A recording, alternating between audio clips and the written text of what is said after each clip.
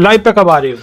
Live पे जब भी समाज कहेगा। अभी समाज शादियों में व्यस्त है या बहुत सारे लोग और व्यस्त हैं। कमेंट के माध्यम से आप लिख दीजिए कि हमें लाइव आना है नहीं आना। और मैं सबसे आग्रह कर रहा हूं कि अगर लाइव आपको पसंद है तो फिर ज्यादा से ज्यादा संख्या में जुड़ने का आप वादा करें, और अगर वादा करते हैं तो लाइव आ जाएंगे। जनता के ऊपर छोड़ देते हैं कि जनता के लिए ही लाइव आते हैं। समाज ही हमें लाइव लाता है, और समाज अगर लिख देगा कमेंट में कि हाँ लाइव आना है तो लाइव आ जाएंगे। एक तरफ तो प्रधानमंत्री कहते हैं आत्मनिर्भर बनो आत्मनिर्भर बनो, और दूसरी तरफ विदेशों की टेक्निक से काम चल रहा है। बसपा सुप्रीमो बहन मायावती उस टेक्निक पर हमेशा सवाल उठाती हैं। बसपा सुप्रीमो बहन मायावती कहती है बैलेट पेपर से चुनाव कराओ, क्यों नहीं कराते? तो एक तरफ प्रधानमंत्री कह रहे आत्मनिर्भर बनो, और दूसरी तरफ विदेशों की लाई हुई मशीन से इस देश के इतने बड़े उत्सव में, देश के इतने बड़े काम में उनका इस्तेमाल किया जा रहा है। तो आत्मनिर्भर भारत कैसे बनेगा जब बसपा सुप्रीमो बहन मायावती की कही हुई बात मानेगा? तो प्रधानमंत्री का सपना है आत्मनिर्भर भारत बनना चाहिए, तो बसपा सुप्रीमो बहन मायावती का भी सपना है कि भारत आत्मनिर्भर ही जब कहलाएगा। और आत्मनिर्भर भारत की शुरुआत जब होगी जब दूसरों की बनाई हुई मशीनों को नकार करके अपने बैलेट पेपर से चुनाव होगा। तो बहन मायावती समर्थन करती है कि मोदी जी अगर आप इतना आत्मनिर्भर भारत बनाना चाहते हैं तो फिर दूसरों की बनाई हुई मशीनों से, विदेशी वस्तुओं से वोट दिलवाना बंद करिए। मताधिकार जो लोगों का है उनका अधिकार देने की बात आएगी तो स्वदेशी अपनाएंगे, अपना बैलेट पेपर लाएंगे, अपने बैलेट पेपर से चुनाव कराएंगे तो अपनी सरकार आएगी। अपनी सरकार बहुजन समाज पार्टी की सरकार। बिल्कुल बिल्कुल। उत्तर प्रदेश में भारतीय जनता पार्टी अध्यक्ष पद का चुनाव चल रहा है जो अभी तक जारी है। उसमें पंकज चौधरी जो महाराजागंज से 7 बार के सांसद हैं और केंद्र में मंत्री हैं, कुर्मी समाज से आते हैं। पूर्वांचल में कुर्मी समाज और ओबीसी वोट बैंक में इनकी गहरी पकड़ बताई जाती है। सपा मुखिया का जो उद्देश्य है पीडीए को कहीं ना कहीं झटका कहा जा रहा है। क्या पहली बात तो सपा के पास में पीडीए ओडीए कुछ है ही नहीं। सपा के पास ना तो पी है ना डी है ना ए है, सब खत्म हो चुका है। सपा के पास सिर्फ वाई है, और वो भी वाई वो वाले लोग हैं जो पिछले आते हैं। हाँ वाई यानी यादव। कुछ यादव ऐसे हैं वाई जो लोग हैं उनके पास में ना तो पी है ना डी है ना ए है, और ए की बात वो करते हैं, ए का कभी नाम नहीं लेते। डी की बात करते हैं, डी पहले से ही जो है 9 अक्टूबर से दिखा दिया डी ने यानी दलितों ने दिखा दिया 9 अक्टूबर को कि भाई वो किसके साथ हैं। और पी की बात इस समय जो विश्वनाथ पाल हैं वो दिखा रहे हैं कि किस तरीके से पी को वापस लाने का काम कर रहे हैं। और विश्वनाथ पाल ने तो बिल्कुल धुआं उठा रहा है पूरे उत्तर प्रदेश के अंदर। जहां भी कोई अप्रिय घटना आ रही है वहां सबसे पहले बहन जी के कट्टर सिपाही बहुत विश्वसनीय सबसे पहले पहुंच जाए गाड़ी लेकर, बिल्कुल धुआंधार तरीका से। बिल्कुल। और वो पहुंचने के बाद ये बता देते हैं कि डी तो बसपा सुप्रीमो बहन मायावती लेकर आ चुकी है, पी को वो वापस लेकर के आए हैं, और ए इन दोनों को देखकर पीछे पीछे खुद आ जाएगा। और ए कैसा आएगा? ए ऐसा आएगा जैसे बसपा सुप्रीमो बहन मायावती ने बताया है कि मुसलमानों की देखरेख नहीं हो रही है, मुसलमानों के लिए संस्थान नहीं खोले जा रहे हैं, मुसलमानों को उनके जो है हक हकूक नहीं मिल रहे हैं, मुसलमानों की लिंचिंग की जा रही है। और ये देश क्या पूरी दुनिया के मुसलमानों के लिए आवाज उठाई उन्होंने, फिलिस्तीन तक के मुसलमानों के लिए आवाज उठाई बसपा सुप्रीमो बहन मायावती ने। तो इसलिए ना तो पी चलेगा ना डी चलेगा ना ए चलेगा। और जो आप बात कर रहे हैं कि कुर्मी समाज का अध्यक्ष देकर के पीडीए पर फर्क डालने की कोशिश हो रही है, पीडीए वीडीए कहीं नहीं है, वो सिर्फ और सिर्फ बसपा के लिए इस तरीके का षड्यंत्र रच रहे हैं। भारतीय जनता पार्टी का ऐसा प्रदेश अध्यक्ष इसलिए बनाया जा रहा है ताकि पिछड़ा समाज बसपा के साथ ना चला जाए, लेकिन पिछड़ा समाज भी समझ चुका है कि उसका हित कहां समाहित है। चाहिए है कि बसपा सुप्रीमो बहन मायावती 2027 में तो मुख्यमंत्री बनना तय है।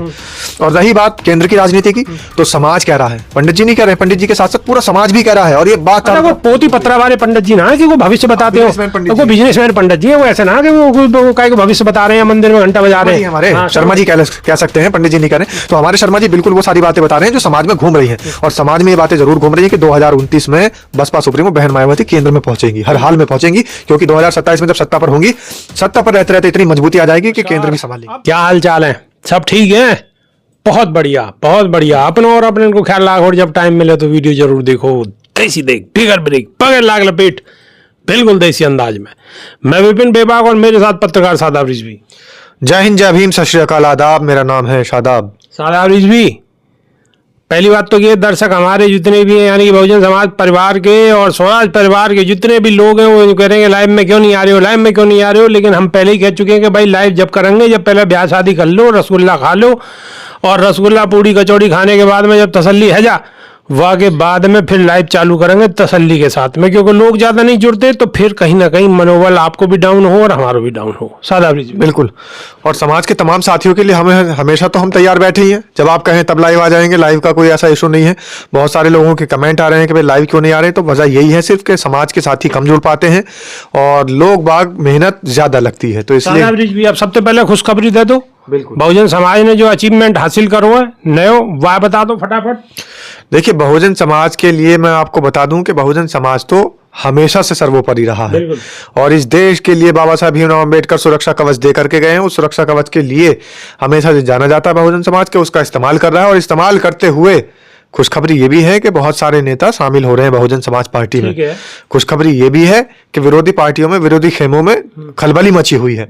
और खुशखबरी ये भी है कि बसपा सुप्रीमो बहन मायावती 5वीं बार मुख्यमंत्री बनने वाली है। बहुत बढ़िया साहब, बहुत बढ़िया, बहुत बढ़िया। अपना और अपने इनको ख्याल रखो, और जब टाइम मिले तो फिर वीडियो को ठोकते रहो, ठोकते रहो, ठोकते रहो। और समाज के तमाम साथियों से मैं आपको ये बात भी बताना चाहता हूं कि जिस समय 9 अक्टूबर की रैली हुई थी, 9 अक्टूबर के बाद से विरोधी खेमे में हलचल मची हुई थी। तमाम सारे लोग, तमाम विपक्षी पार्टियां ये सोच रही थी कि किसी भी तरीके से बसपा को डाउन किया जाए, कैसे भी करके बसपा को डाउन किया जाए, लेकिन बसपा तो और बढ़ती चली जा रही है। बहुजन समाज पार्टी हमेशा से जिस तरीके से जानी जाती थी उसी तरीके से काम कर रही है और पिछले 2007 की भांति इस बार मैदान में उतर चुकी है। मुस्लिम भाईचारा कमेटियों पर काम चल रहा है, बहुत सारे लोग नए शामिल किए जा रहे हैं और जगह जगह अपने प्रदेश अध्यक्ष। अच्छा, सुनने में आ रही है कि केरल की तरफ से भी कुछ खुशखबरी है। बिल्कुल, केरल की तरफ से भी खुशखबरी है और तमाम स्टेट से खुशखबरी है। पश्चिम बंगाल से भी आपको खुशखबरी सुनने को मिलेगी। इस बार पश्चिम बंगाल में भी जी तोड़ मेहनत करके वहां पर चुनाव लड़ा जा रहा है। अकेले अपने दम पर चुनाव लड़ रही है, कोई गठबंधन नहीं, किसी के साथ कोई कहीं का कोई समर्थन नहीं, सिर्फ अकेले दम पर बसपा सुप्रीमो बहन मायावती वहां पर भी चुनाव लड़ करके दिखा रही है और ये बता देंगी इस पूरे देश को कि हम केंद्र की राजनीति में भी सक्रिय हैं। बिल्कुल। एक सोशल मीडिया पे आकाश आनंद को वीडियो वायरल है रोज, हमें वो कहते नजर आ रहे हैं कि बाबरी मस्जिद को निर्माण जब होगा तो हम मजबूती के साथ बाबरी मस्जिद के निर्माण में मजबूती के साथ खड़े रहेंगे। अब के सोशल मीडिया पर वायरल हो, लगातार बड़े बड़े चैनल इन चीज़ों को घुमाने की, कोई आगे बढ़ाने की कोशिश कर रहे हैं। ये पुरानी घटना है, पुरानी खबर है, 2024 के समय की है, जिस समय 2024 में इलेक्शन के समय की घटना है। 2024 में जब इलेक्शन थे तब ये बात कही गई थी और उस समय ना तो कोई मंदिर का मामला था ना मस्जिद का मामला था। अब तो मामला खत्म हो चुका है, अब मामला सुलट चुका है। अब जो पश्चिम बंगाल में एक नई हुमायूं कबीर नाम के एक नेता ने, जो भारतीय जनता पार्टी के ही पुराने नेता हैं, बाद में टीएमसी में चले गए थे, हालांकि पहले से ही। आगे बारे में थोड़ा जल्दी दर्शकों को समझा दोगे पूरा राय तो क्या है वो? पूरा का पूरा मामला ये है कि हुमायूं कबीर जो है वो भारतीय जनता पार्टी के नेता थे। हुमायूं कबीर भारतीय जनता पार्टी के नेता रहे, अचानक से उन्होंने भाजपा छोड़ी और टीएमसी में चले गए और टीएमसी में आते ही उन्होंने मस्जिद का राग अलापना शुरू कर दिया। तो इसका मतलब यह है सुनियोजित तरीके से वो गए थे टीएमसी में, सुनियोजित तरीके से उनको पहुंचाया गया था, उनको भेजा गया था और उसके बाद उन्होंने बाबरी मस्जिद का राग अलापना शुरू कर दिया। हजारों करोड़ रुपया इकट्ठा भी हो चुका है और बात हजारों करोड़ रुपए की नहीं है, बात है तुष्टीकरण की, कि चारों तरफ बांटने की राजनीति शुरू हो चुकी है। और ये जो बाबा है, नई उम्र को जो बाबा है बागेश्वर के, वहां पहुंच गए और 3 लाख आदमियों ने इकट्ठे कर लिए और हिंदू राष्ट्र और माहौल बना दियो। वहां पे हिंदू राष्ट्र बनाने की कोशिश होती है, वहीं बाबरी मस्जिद बनाने की कोशिश होती है जहां चुनाव आता है। और केंद्र सरकार ने, यानी गृह मंत्री ने वहां जो अर्धसैनिक बल भी भेज दिए, 3-3.5 हजार अर्धसैनिक बल तो हुमायूं कबीर के लिए भेजे गए। वहां पूरी सिक्योरिटी के इंतजाम थे, पूरे पुख्ता चाक चौबंद इंतजाम किए गए हुमायूं कबीर के लिए। और केंद्र में सरकार किसकी है? भारतीय जनता पार्टी की है। भारतीय जनता पार्टी की सरकार ने उसको संरक्षण देने का काम कर रखा है। उनका चारों तरफ से जो वहां पर जो तैनात है अर्धसैनिक बल है, सैनिक है, वहां पर तैनात कर दिए हैं जिससे कि उनको सुरक्षा दी जा सके। और वहां के कोर्ट ने भी अभी तक उसकी रोकने के लिए कोई आदेश नहीं दिया है। एक और जो उत्तर प्रदेश के बसपा अध्यक्ष जिनको हमने इंटरव्यू लिया हो, पाल साहब हैं, विश्वनाथ पाल ने जो जवाब दिए उन्हें थोड़ा संक्षिप्त में बता दो एक बार। विश्वनाथ पाल ने सबसे पहले जवाब दिया है कि भाई जो ट्वीट वाली भाषा है वो क्यों है। सब सारे सवाल हमने जनता के पूछे थे और जनता के सवाल ही हमने उनसे कहे। भाई कई जगह हमने उनसे पूछा कि कई जगह बूथ लेवल पर बसपा के कार्यकर्ता नजर नहीं आ रहे हैं, तो उन्होंने संज्ञान लिया, नोट कर लिया है कि भाई जहां जहां ऐसा मामला है तुरंत उसकी जांच होगी, समीक्षा की जाएगी। और तमाम साथियों के, दर्शकों के हमने नाम लेकर के, हमारे साथी मुन्नालाल भारती हैं और बहुत सारे लोगों के सवाल थे। कुछ लोगों के संत कबीर नगर से सवाल थे, कुछ लोगों के भदोई से सवाल थे, विधानसभा बाबागंज से सवाल थे और हमारे साथी जो बहुत सारे सवाल कर रहे थे उन सबके जवाब हमने लिए हैं। कुछ के जवाब उन्होंने हैंड टू हैंड दे दिए कैमरे के सामने और कुछ बातें उन्होंने नोट कर ली है। वो कह रहे हैं कि अभी इन सब चीजों पर ध्यान दिया जाएगा और बहन जी का भी ध्यान आकर्षित कराया जाएगा। अच्छा, हमने बड़ी मजबूती के साथ में कुछ सवाल भी पूछो, ट्वीट मारो, जहां मैं अधिकतर उठाता रहूं तो उनको ट्वीट को भी जवाब उन्होंने दियो, हालांकि दियो तो घुमा फिरा के हो, लेकिन दियो। देखिए जो ट्वीट वाला मामला है, जो ट्वीट के लिए वहां पर जिम्मेदार बसपा सुप्रीमो बहन मायावती ने जिन नेताओं को बना रखा है, सीधे सीधे उन पर गाज गिरनी तय है। अगर ट्वीट का मामला आएगा तो बहुत बड़े नेता हैं बसपा सुप्रीमो बहन मायावती का, जो सोशल मीडिया या ट्वीट वगैरह सब देखते हैं, तो इसलिए उन्होंने बात तो कही है, लेकिन पार्टी में कहीं गुटबाजी ना हो जाए, कहीं ऐसा ना लगे उन नेताओं को भी कि विश्वनाथ पाल ने हमारे खिलाफ कुछ बोल दिया, तो इसलिए घुमा फिरा के बात दी। हालांकि एक सवाल और भी मैंने करा, तो एक सवाल मैंने ये करोगे, आप कांग्रेस पर बड़ी मजबूती के साथ सवाल उठाओ और सपा पर मजबूती के साथ उठाओ, लेकिन बीजेपी पर मजबूती के साथ सवाल नहीं उठाओ, तो या को उन्होंने बड़ी मजबूती के साथ में जवाब दिया, बड़े ठोक के। और उन्होंने साफ तौर पर कह दिया कि जो लोग भाषण को काट करके भेज रहे हैं वो मनुवादी विचारधारा के लोग हैं। बसपा सुप्रीमो बहन मायावती तो बसपा भारतीय जनता पार्टी को और पूरी बसपा कोसती है, और बसपा सुप्रीमो बहन मायावती तो भाजपा के जंगल राज को हमेशा सवाल उठाती रहती है, जंगल राज को लेकर के वो कटाक्ष करती रहती है। जंगल राज कायम कर दिया है और इस जंगल राज को खत्म करना है तो बसपा की सरकार लानी पड़ेगी। बसपा सरकार में ये सारा जंगल राज बिल्कुल खत्म हो चुका था, तो बसपा सुप्रीमो बहन मायावती ने यही सारी बातें बताई। अच्छा, यह सवाल पे मैंने उन पे बहुत ज्यादा जोर दिया तो उन्होंने मजबूती के साथ में बीजेपी को बिल्कुल धज्जी उड़ा दी बेहतरीन तरीका से, और धज्जी उड़ाते हुए एक एक बात को बिल्कुल सटीक सटीक जवाब दियो। बिल्कुल, और साथ ही उन्होंने ये भी बता दिया कि आकाश आनंद भाई आप लोगों के बीच में कम क्यों आते हैं, क्योंकि उन्होंने बताया भाई वो मुख्य राष्ट्रीय संयोजक हैं, और मुख्य राष्ट्रीय संयोजक होने के नाते पूरे देश की जिम्मेदारियां उनके ऊपर है। वो कभी भी खाली नहीं बैठ रहे हैं, कभी पश्चिम बंगाल है तो कभी किसी और प्रदेश में है, कभी किसी और राज्य में है, कभी किसी और प्रदेश में है, कभी किसी और राज्य में है। रात और दिन उनके दौरे लगे हुए हैं, उनका लगातार चारों तरफ जो है वो भ्रमण चल रहा है, समीक्षा चल रही है। इसलिए उत्तर प्रदेश में भी अभी आएंगे, आप लोगों के बीच में हाजिर होंगे और आप लोगों के बीच में आकर के आपकी समस्याएं भी सुनेंगे। तो इसलिए ये बात भी आप ना समझें कि आकाश आनंद हमारे बीच में क्यों नहीं आ रहे हैं। बिल्कुल। एक सवाल और मैंने करा होगा, बहन जी कोई नई रैली शुरू करने, रैली जल्दी में कछु करने वाली है या कोई ऐसा प्रोग्राम है? तो उन्होंने बिल्कुल स्पष्ट कही कि यह बात मैं नहीं कह सकूं कि बहन जी को मामला हो, पर्सनल मामला हो, बहन जी जब वो आदेश देंगी वाह वक्त मैं कह सकूं, लेकिन मैं अपनी तरफ से कछु नहीं कह सकूं यह बात पे। लेकिन वो तो नेता है पार्टी के, वो नहीं कह सकते, हम तो पत्रकार हम बता सकते हैं। जनता के लिए मैं बता रहा हूं और अंदर की खबर बता रहा हूं आप लोगों को कि रैली बहुत जल्द होने वाली है। और जब ये बसपा सुप्रीमो बहन मायावती का भी जन्म दिवस है, जन्म दिवस को सहयोग दिवस के रूप में मनाया जा रहा है। इस बार तमाम लोगों को जो है उसमें शामिल किया जाएगा। जन्म दिवस के बाद अभी 2 कार्यक्रम आ रहे हैं बहुजन समाज के। 26 दिसंबर को एक कार्यक्रम है, ग्रेटर नोएडा में बड़ा कार्यक्रम है। फिर उसके बाद 15 जनवरी को कार्यक्रम है, पूरे देश के अंदर कार्यक्रम होंगे क्योंकि बसपा सुप्रीमो बहन मायावती का जन्म दिवस है। अब इसके बाद फरवरी में एक रैली होने वाली है। उसके बाद मार्च तक जितने हमारे समाज के साथी देख रहे हैं वो सभी समाज के साथी और ये मनोवादी खुद ये कह देंगे कि 2027 में बसपा सरकार। अच्छा, सादा ब्रिज भी हाँ, एक हमारे पंडित जी हैं जो हमारे मित्र भी हैं आपके और हमारे, तो वो आज एक बात कह रहे हैं कि बसपा सुप्रीमो बहन मायावती बहुत दूरदर्शी नेता है, या में कोई बिल्कुल शक नहीं है, और आने वाले 2027 के चुनाव में बहन जी का जो बहुत बड़ा करने वाली है, जो आम आदमी सोच भी ना सके वो करने वाली है और पूरी तैयारी है चुकी है। मैंने कि भाई बता दूं, कुछ और तो बताओ। बोले आप बस इतनी गांठ मार कर धर लो कि बसपा की सरकार बनने वाली है और बसपा वह जगह पहुंचने वाली है कि मैं आपको बताऊं, उत्तर प्रदेश तो आप छोड़ो, बसपा केंद्र में पहुंचने वाली है और बहन जी केंद्र में पहुंचने वाली है। अब या को क्या मतलब ऐसा है, या तो ज्यादा उन्होंने नहीं बताई। देखिए, बहुत सारे लोग अटकलें लगाते हैं, बहुत सारे लोग कयास लगाते हैं, कयास से ही राजनीति चलती है, अटकलों का बाजार गर्म रहता है। लेकिन सच्चाई ये है कि बसपा सुप्रीमो बहन मायावती 2027 में तो मुख्यमंत्री बनना तय है।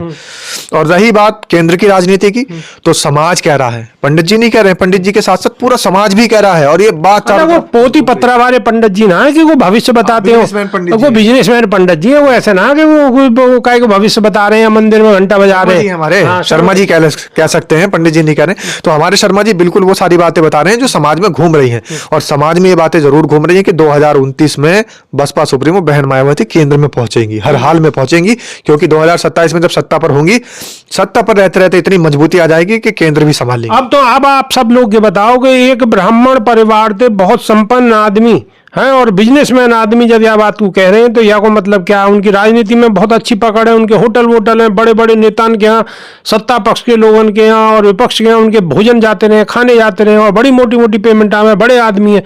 अगर वो इतनी बात कह रहे हैं तो यह को मतलब कहानी कछु बहुत बड़ी बारी है। सादा और कहानी बिल्कुल क्लियर है।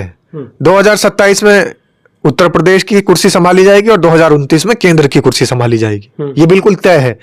अब लेकिन बहुत सारे लोग ये सोचेंगे कि भाई किससे गठबंधन होगा, कहाँ जाएंगी, कैसे होगा, ये सारी तो बिना मिले किसी से संभव नहीं है। चलो बाबा, अपने समाज के नहीं है तो यही बहुत बड़ी बात है जो बात चल रही है, इन ही पूरा मजा आ रहा हो और आने वाले समय में और ज्यादा मजा आ हो। लेकिन वीडियो को आराम से बिल्कुल नहीं देखना, वीडियो को देखते ही सुनते ही तुरंत ठोकते रहना, दूसरे के फोन तक पहुंचानी है। क्यों? क्योंकि अपने समाज की बात है।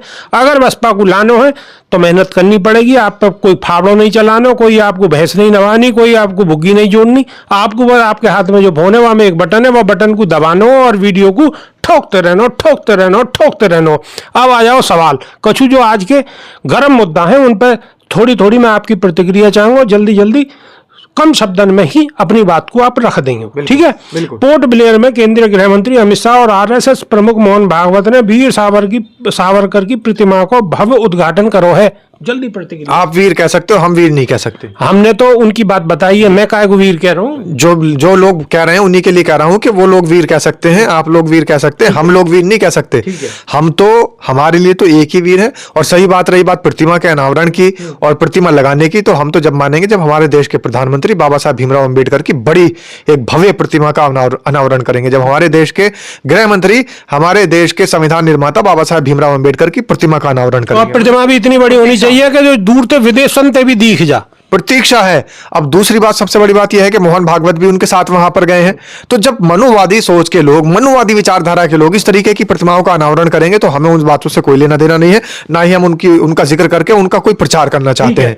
वो विलन थे, इस देश के विलन रहेंगे, मुखबिर थे, मुखबिर ही रहेंगे ऐसे बहुत लोग। बढ़िया। अच्छा, अब आप इनको तो जानते होंगे, राम भद्राचार्य को। राम भद्राचार्य कह रहे हैं कि हम ब्राह्मण हैं और हमारे अंदर इतनी शक्ति होती है कि बिना संभोग के बच्चा पैदा हो जाता है। हम शादी के बाद तंत्र मंत्र और सिद्धियों से बिना संभोग के बच्चा पैदा कर सकते हैं, यानी बगैर संभोग के बच्चा पैदा कर सकते हैं। जल्दी से आपकी प्रतिक्रिया। राम भद्राचार्य पाखंडी हैं और इस पाखंड से हमारे बाबा साहब भीमराव अंबेडकर ने तमाम सालों पहले इस देश के तमाम बहुजन समाज के लोगों को मुक्ति दिलाने का काम किया था, इसीलिए समाज उनको मुक्तिदाता के रूप में भी जानता है। तो भाई हम दोबारा क्यों इस पाखंड में पड़े। अब वो राम भद्राचार्य क्या कह रहे हैं, अभी थोड़ी दिन पहले वो बता रहे थे कि महिला जो है वो एक खिलौना है और वो सिर्फ और सिर्फ मजे की वस्तु है, खेलो और छोड़ दो। तो इस तरीके के बाबाओं को, जो बाबा इस तरीके के पाखंडी बाबा हैं, ऐसे पाखंडी बाबाओं का हम जिक्र नहीं करना चाहते हैं। ये फालतू की बातें हैं और ना ही आप इन बाबाओं के चक्कर में पड़िए, क्योंकि ये पाखंडी, और पाखंड से हमें आजाद दिला कराया था, पाखंड से हमें मुक्ति दिलाई थी बाबा साहब भीमराव अंबेडकर ने। अच्छा, फिर तीसरा सवाल है कि किम जोंग उन की पार्टी कोरियाई वर्कर्स पार्टी ने नवीनतम चुनाव में 99.91% वोट हासिल करके जीत हासिल की है। और भारत में भी कुछ ऐसे ही लक्षण आगे को देखने को मिल रहे हैं, जिसमें चाइना, रशिया और कोरिया। एक तरफ तो प्रधानमंत्री कहते हैं आत्मनिर्भर बनो, आत्मनिर्भर बनो, और दूसरी तरफ विदेशों की टेक्निक से काम चल रहा है। बसपा सुप्रीमो बहन मायावती उस टेक्निक पर हमेशा सवाल उठाती हैं। बसपा सुप्रीमो बहन मायावती कहती हैं बैलेट पेपर से चुनाव कराओ, क्यों नहीं कराते। तो एक तरफ प्रधानमंत्री कह रहे आत्मनिर्भर बनो और दूसरी तरफ विदेशों की लाई हुई मशीन से इस देश के इतने बड़े उत्सव में, देश के इतने बड़े काम में उनका इस्तेमाल किया जा रहा है। तो आत्मनिर्भर भारत कैसे बनेगा जब बसपा सुप्रीमो बहन मायावती की कही हुई बात मानेगा। तो प्रधानमंत्री का सपना है आत्मनिर्भर भारत बनना चाहिए, तो बसपा सुप्रीमो बहन मायावती का भी सपना है कि भारत आत्मनिर्भर ही जब कहलाएगा, और आत्मनिर्भर भारत की शुरुआत जब होगी जब दूसरों की बनाई हुई मशीनों को नकार करके अपने बैलेट पेपर से चुनाव होगा। तो बहन मायावती समर्थन करती हैं कि मोदी जी अगर आप इतना आत्मनिर्भर भारत बनाना चाहते हैं तो फिर दूसरों की बनाई हुई मशीनों से, विदेशी वस्तुओं से वोट दिलवाना बंद करिए। मताधिकार जो लोगों का है उनका अधिकार देने की बात आएगी तो स्वदेशी अपनाएंगे, अपना बैलेट पेपर लाएंगे, अपने बैलेट पेपर से चुनाव कराएंगे तो अपनी सरकार आएगी। अपनी सरकार बहुजन समाज पार्टी की सरकार। बिल्कुल बिल्कुल। उत्तर प्रदेश में भारतीय जनता पार्टी अध्यक्ष पद का चुनाव चल रहा है जो अभी तक जारी है। उसमें पंकज चौधरी जो महाराजागंज से 7 बार के सांसद हैं और केंद्र में मंत्री हैं, कुर्मी समाज से आते हैं। पूर्वांचल में कुर्मी समाज और ओबीसी वोट बैंक में इनकी गहरी पकड़ बताई जाती है। सपा मुखिया का जो उद्देश्य है पीडीए को कहीं ना कहीं झटका कहा जा रहा है। क्या पहली बात तो सपा के पास में पीडीए कुछ है ही नहीं। सपा के पास ना तो पी है, ना डी है, ना ए है, सब खत्म हो चुका है। सपा के पास सिर्फ वाई है, और वो भी वाई वाई वाले लोग हैं जो वाहियात है। हाँ, वाहियात वाई यानी यादव। अच्छा, कुछ यादव ऐसे हैं वाई जो लोग हैं उनके पास में ना तो पी है, ना डी है, ना ए है। और ए की बात वो करते हैं, ए का कभी नाम नहीं लेते। डी की बात करते हैं, डी पहले से ही जो है 9 अक्टूबर से दिखा दिया डी ने यानी दलितों ने दिखा दिया 9 अक्टूबर को कि भाई वो किसके साथ हैं।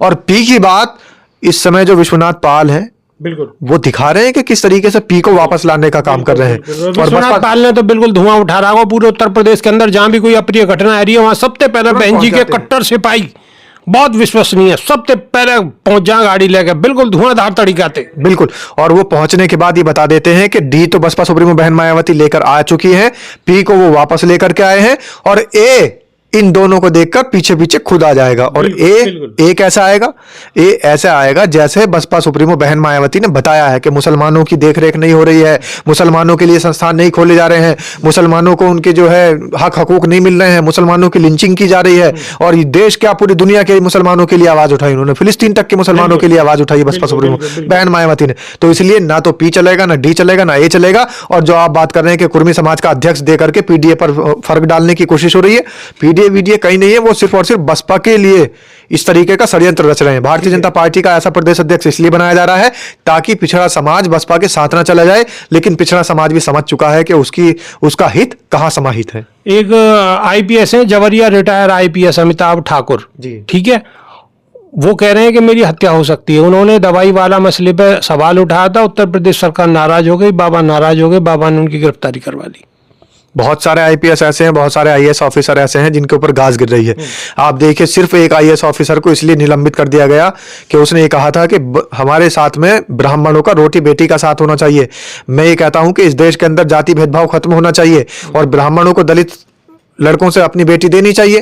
क्यों नहीं ब्याहते? अगर इनको इतना ही शौक है इस देश के अंदर से गैर बराबरी खत्म करने का, तो अपनी बेटियां ब्याहिए। ये बात उन्होंने कही थी, तो संतोष वर्मा को निलंबित कर दिया गया। और देखिए, सबसे बड़ी बात यह है कि आईपीएस की जिसकी आप बात करें अमिताभ ठाकुर, उनको सिर्फ इसलिए जेल में डाल दिया गया कि सरकार विरोधी जो गलत कार्य हैं उन्होंने सरकार का विरोध किया, गलत कार्यों से जनता विरोधी जो इनकी नीतियां हैं उसका विरोध किया, उन्होंने आवाज उठाई। तो जो भी व्यक्ति यहां पर आवाज उठाता है, चाहे वो आईपीएस हो, चाहे आईएएस ऑफिसर हो, चाहे आम जनता हो, सबको एक खाने में गिना जा रहा है और एक ही चाबुक से उनको मार लगाई जा रही है। और ये इस तानाशाह सरकार की चाबुक की मार ही है जो आईपीएस अमिताभ ठाकुर को जेल में डाल दिया जा रहा है, जो आईएएस ऑफिसर संतोष वर्मा को निलंबित किया जा रहा है। शादाब रिजवी, आप भीम आर्मी की बात करते थे कि आर्मी आर्मी आर्मी कुछ नहीं, आर्मी कोई है, आर्मी फलानी आर्मी ढिकानी आर्मी, लेकिन अब एक और नई आर्मी बन गई है, नई आर्मी बनाई है पीले गमछे वाले ओम प्रकाश राजभर ने।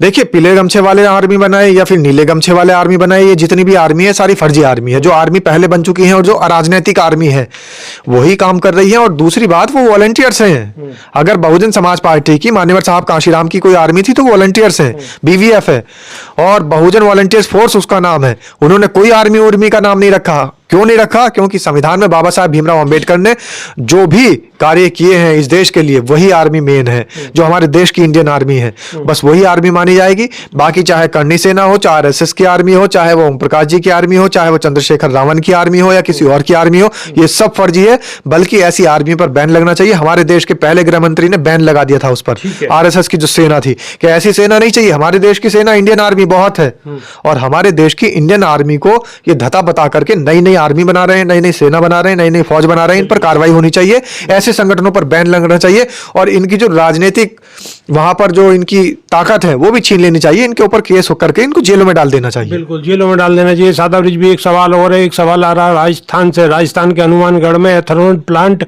ना लगाने की शर्त पे किसान लगातार आंदोलन कर रहे हैं और किसानों ने बाउंड्री तोड़ दी है, पुलिस ने लाठीचार्ज किया, बहुत सारे किसान उसमें हताहत हुए और किसानों का आंदोलन की तैयारी जबरदस्त तरीके से राजस्थान, उत्तर प्रदेश और पश्चिमी उत्तर प्रदेश में किसानों के अंदर सुसुरी चल चुकी है। क्या कहें? देखिए, जितने भी लोग हैं बहुजन समाज से हैं, ज्यादातर जो बड़े किसान होते हैं वो कभी भी विरोध नहीं करते। बड़े किसान तो सीधा सीधा जो समझौता कर लेते हैं, बैठ करके मीटिंग करते हैं और इनके दस्तरखान पर, इनके टेबल पर, डाइनिंग टेबल पर बैठे हुए नजर आते हैं। लेकिन जो बेचारे गरीब जनता है, जो गरीब किसान है, जो बहुजन समाज है, वही त्रस्त हो रहा है और बहुजन समाज को वहां पानी नहीं मिलता है। सबसे बड़ी समस्या वहां पर है पानी की। तो पानी की समस्या की वजह से ये लोग उग्र हुए हैं, इनका आंदोलन शुरू हुआ है। क्योंकि सरकार जो वहां पर इथेनॉल प्लांट लगाना चाह रही है उसके अंदर सबसे ज्यादा स्वच्छ पानी की खपत होती है, उसमें गंदा पानी इस्तेमाल नहीं हो सकता है। स्वच्छ पानी की खपत ज्यादा होती है। सारा का सारे पानी तो फैक्ट्री में अंदर चला जाएगा, इस यूनिट के अंदर चला जाएगा, इस प्रोजेक्ट को चलाने के लिए इस्तेमाल हो जाएगा। तो फिर आम जनता कहां से पानी पिएगी? रोजमर्रा के कामों में इस्तेमाल करने के लिए साफ पानी कहां से लेकर के आएगी?